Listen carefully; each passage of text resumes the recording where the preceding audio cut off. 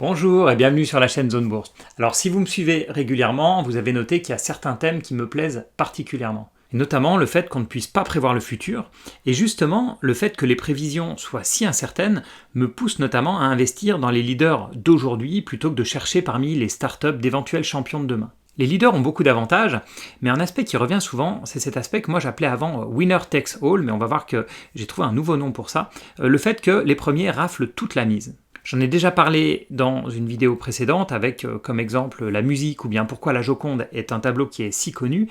Et aujourd'hui j'ai pris d'autres exemples. Si on regarde les plus gros youtubeurs français, on voit que les deux premiers, Squeezie et Cyprien, sont très très loin devant les autres. Est-ce que Squeezie, avec ses quasiment 16 millions d'abonnés, est meilleur qu'une chaîne qui a 2 millions d'abonnés, comme celle de Fabien Olicard ? Ma réponse est non, mais ça on ne peut pas le chiffrer. C'est pour ça que j'ai pris un sport où on peut classer les sportifs par des chiffres, et donc j'ai pris les sprinters. Alors pour être honnête, j'ai piqué cette idée à la chaîne Fulloscopy dont j'ai déjà parlé, mais j'ai quand même repris mes propres calculs, à la fois sur les données de performance, et puis on va voir sur leur nombre d'abonnés. Donc voici les performances sur 100 mètres pour l'année 2020. Et vous voyez qu'on ne retrouve pas vraiment cet aspect exponentiel. On voit qu'il y a 3-4 athlètes qui sont meilleurs que les autres, mais ensuite on en a 8 qui ont le même niveau.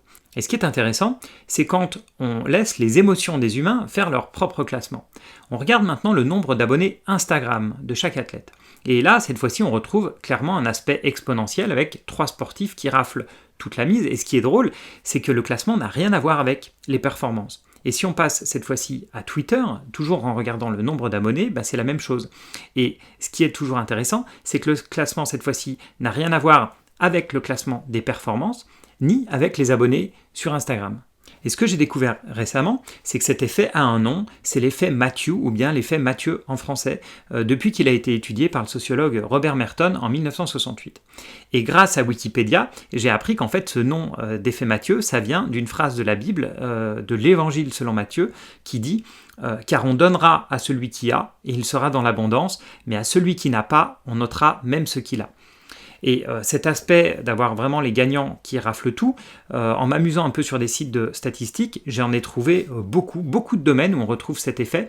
Et je vous en donne qu'un, mais par exemple sur les podcasts les plus écoutés en France, à nouveau on retrouve ce fameux podium des 2 ou 3 premiers qui sont très très loin devant les autres. Alors cet effet Matthew, on le voit, il a tendance à accentuer les inégalités, et même dans des domaines comme la lecture chez les enfants. Parce que c'est vrai que comme ça a été étudié surtout par des sociologues, en tout cas ce nom d'effet Matthew, il est surtout vu en sociologie, on le voit assez peu avec des exemples financiers ou bien des exemples d'entreprises. Et par exemple, pour reprendre la lecture, il a été étudié qu'une petite différence en termes de lecture à l'âge de 6 ans va s'accentuer avec le temps, et après quelques années, vers 9-10 ans, on va avoir un écart énorme avec des enfants qui dévorent les livres, qui sont très sûrs d'eux et qui ont vraiment un appétit à ça, et puis ceux, à l'inverse, qui sont pas sûrs d'eux, qui ne lisent pas du tout et qui ont quasiment abandonné la lecture. Et c'est sur un blog que je lis régulièrement, qui s'appelle Of Dollars and Data, que j'ai trouvé une expérience intéressante. L'auteur imagine qu'on a un sac avec 400 billes. On a 100 noires, 100 rouges, 100 bleues et 100 vertes. Donc on les met toutes dans le sac, on tire une bille au hasard, donc on a 25% de chance de tirer chaque couleur, et on rajoute une bille de la même couleur. C'est-à-dire que si on tire une bille verte, on va rajouter une bille verte. On aura donc 101 billes vertes, et puis 100 dans les 3 autres couleurs. Je ne sais pas si vous me suivez. Et puis on fait 40 tirages, et à la fin on regarde la répartition des billes. Et si on fait 1000 simulations, parce qu'évidemment, si on n'en fait qu'une, ça n'a pas de sens, on va avoir uniquement le résultat du hasard une seule fois. Donc si on fait 1000 fois ces 40 tirages, on va s'apercevoir qu'à la fin, pour la plupart des simulations, elles vont garder la répartition de départ, c'est-à-dire 25% pour chaque couleur. Tout simplement parce que, comme on remet qu'une seule bille à la fois, la couleur qui a été chanceuse pour se faire tirer, on en remet une, mais finalement, d'avoir 101 billes vertes, ça ne change pas beaucoup le tirage suivant. Ce qui est impressionnant, c'est quand on donne un avantage beaucoup plus important à une couleur. Par exemple, quand on tire la première couleur, au lieu de rajouter une bille, on en rajoute 100. Et puis on fait ça à chaque fois. La première couleur qui a été tirée, elle prend tout de suite un gros avantage, puisqu'au lieu d'avoir 100 billes sur 400 qui peuvent être tirées, au second tirage, on va avoir 200 sur 500. Et bien sûr, en fait, c'est pas uniquement le premier tirage qui est important, on va dire que c'est les 2, 3, 4 premiers tirages qui en fait vont déterminer toute la suite de l'aventure et puis les parts de marché. Et ensuite, les couleurs qui ont eu assez de chance pour être tirées tout au début, elles vont accentuer cet avantage, elles vont le garder. Et les moins chanceuses, elles peuvent même finalement presque totalement disparaître du sac, en tout cas être totalement noyées parmi les autres. Et plus l'avantage de départ est gros, plus la couleur choisie au début est quasiment sûre de prendre toutes les parts de marché. Et si on reprend notre exemple sur YouTube, c'est finalement ce qui s'est passé. Squeezie a commencé les vidéos extrêmement tôt, en 2011. Cyprien a posté des vidéos sur Dailymotion en 2007. Et résultat, maintenant, en 2021, ils sont indétrônables, même si potentiellement, moi c'est pas des chaînes que je suis, mais même si potentiellement la qualité de leurs vidéos a baissé, ou est-ce s'ils en postent moins, etc. Ils ont réussi dès le début à prendre un avantage compétitif qu'il est difficile de faire bouger.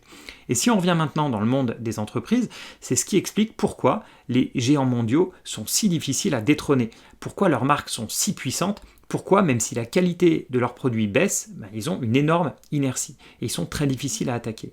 Alors cet avantage est particulièrement puissant dans le digital, où on a un effet réseau qui est très très fort, mais même si vous prenez des sociétés comme Disney, McDonald's ou Coca, pour reprendre des industries qui sont beaucoup plus vieilles, on voit qu'ils disposent aussi de cette énorme inertie due à leur image de marque, due en fait à l'avantage qu'ils ont pris dès le début dans leur domaine. Et pour moi, le meilleur exemple, il reste Microsoft. Ils n'ont pas les meilleurs produits, d'ailleurs dès le début, ils n'avaient pas forcément les meilleurs produits, mais leur avantage compétitif est devenu énorme avec le temps, le fait qu'ils aient été parmi les premiers sur leur domaine.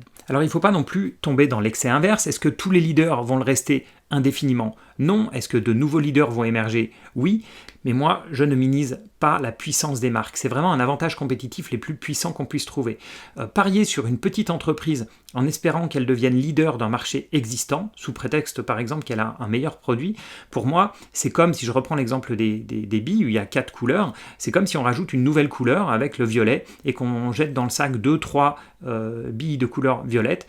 Pour moi, la possibilité qu'elle puisse un jour prendre une part de marché importante, elle est extrêmement faible. Alors bien sûr, on essaye de trouver à la fois les meilleures entreprises, les meilleurs produits, et puis celles qui ont une marque, une position dominante sur leur marché.